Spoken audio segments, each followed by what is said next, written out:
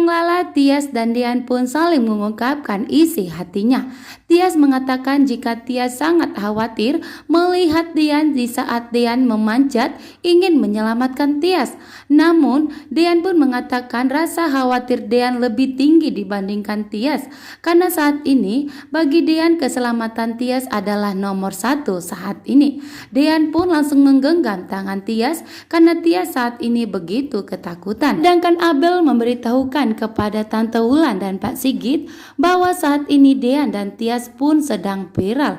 Dian memanjat biang lala demi menyelamatkan Tias, sehingga di sini Dian pun disebut menjadi superhero. Tante Wulan pun tidak terima karena Dian telah menyelamatkan Tias. Sedangkan Pak Sigit mengkhawatirkan keadaan Dian dan Tias saat ini.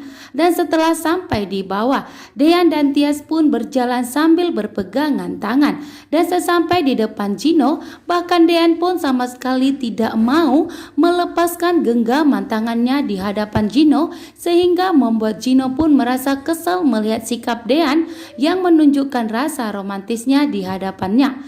Dian pun mengatakan jika Dian tidak mau berpisah lagi dari Tias, sehingga Dian pun selalu menggenggam tangan Tias.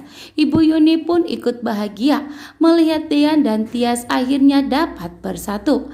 Beda dengan Hani. Hani menganggap bahwa rencananya ingin mencelakai Tias justru membuat Dian dan Tias pun semakin romantis dan saling menunjukkan rasa cintanya.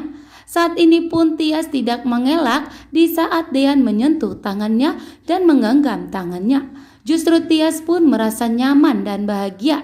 Ternyata lelaki yang pantas untuk menjaganya adalah suaminya sendiri, yaitu Dian.